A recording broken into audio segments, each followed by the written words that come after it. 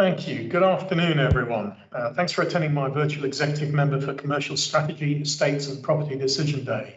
This Decision Day is being webcast on YouTube via the County Council website. We've got a nice tight agenda this morning, which was published on the Council website. The first item on it is just to check whether we have any deputations. I understand that we have none received. Is that correct? No, we don't have any deputations.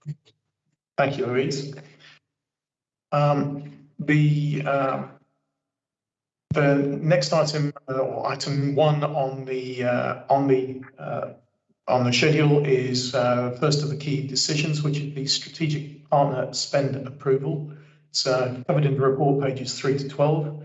And I'd like to ask Rebecca if she's here to, yes, she is, to present on that, please.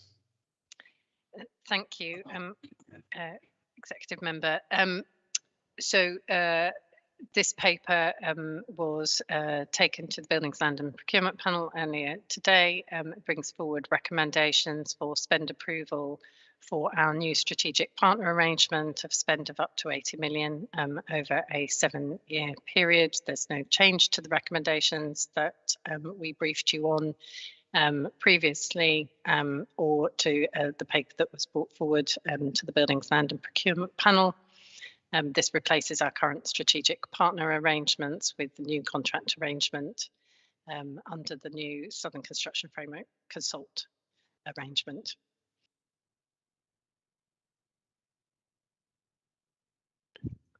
You're on mute, Councillor Forster. There's always someone has to do that. Apologies. Thank you. Thank you, Rebecca. That was an interesting meeting we had at the Buildings, Land and Procurement Panel this morning, with some good questions raised. It was most useful. I'm happy with the recommendation as detailed on page 3 to be put through. So please consider that recommendation made as detailed. If we can move on then to the next item, the agenda, which is a non-key decision on managing Hampshire's built estate. In the reports, it's page 13 to 72. And Rebecca, I think this is for yourself and Susan Thornton presenting on this one, please. Yes, just myself here today. Again, this paper, we have made no changes to the recommendations since your briefing, Executive Member, and this paper was also taken to the Buildings, Land and Procurement Panel this morning. The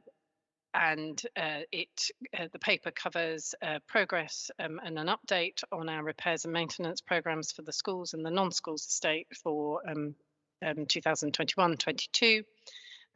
It provides an update on our progress with the decarbonisation programme as well. And the paper brings forward for approval 15 new capital schemes with the project appraisals provided in the appendices to the report, all funded from the school's condition allocation funding for the County Council. The report also highlights the current position within the construction sector and how we are managing that through our programme of repairs and maintenance work. Coming forward for recommendation and for approval is noting the changes to the funding since the confirmed outturn position for the previous financial year and the confirmed schools condition allocation funding, noting the progress we're making on the decarbonisation programme, and then bringing forward for approval the 15 new capital schemes for the capital programme, all funded from the schools condition allocation. Super, thank you, Rebecca. I'm delighted to see these 15 projects coming forward. We noted and discussed in the Buildings, Land and Procurement Panel some of the excellent work that's been done by the team, and it was notable that Councillor Withers at the time commended everybody who's been involved in these, and I'd like to repeat that, because I think the way that we've as a council have reprioritised work focusing on decarbonisation and taking into account the changes in supply and costings that have been driven by partly COVID and many other reasons has been exemplary. So on the 6 recommendations or notes and recommendations that are detailed on pages 13 and 14, I'm happy to approve all of those.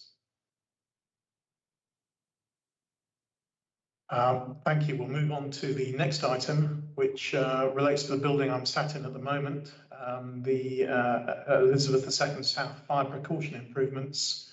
The project has now been completed, and we've got a report on the completion, pages 73 to 80. Rebecca, would you like to talk us through that, please?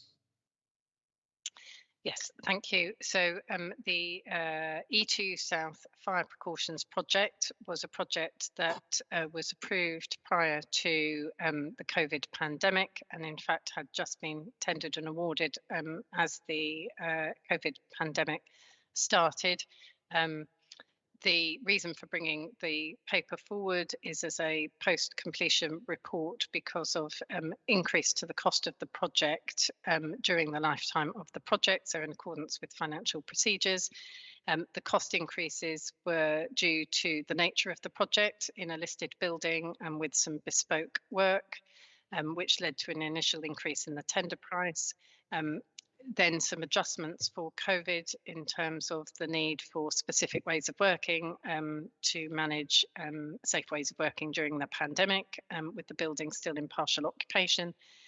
And then thirdly, because there were some unforeseen works from the nature of opening up an existing building and undertaking refurbishment works that led to a further increase in cost.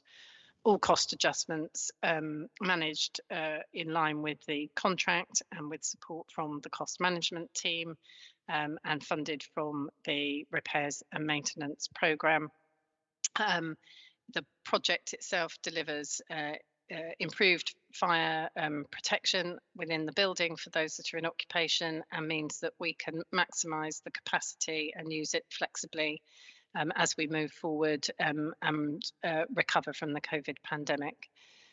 So the report is brought forward to note the increase in cost of the project, and but also to note the outturn position that leaves us with a building that is now fit for purpose for flexible accommodation and occupation as part of our wider Winchester office portfolio.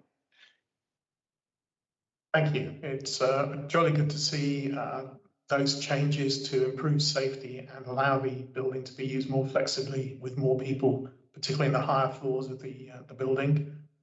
I am very happy to approve the recommendations as detailed on page 73, paragraph 2. So yes, please consider that approved. Thank you. The next section, I have to resolve that the public be excluded from the meeting as members of the public.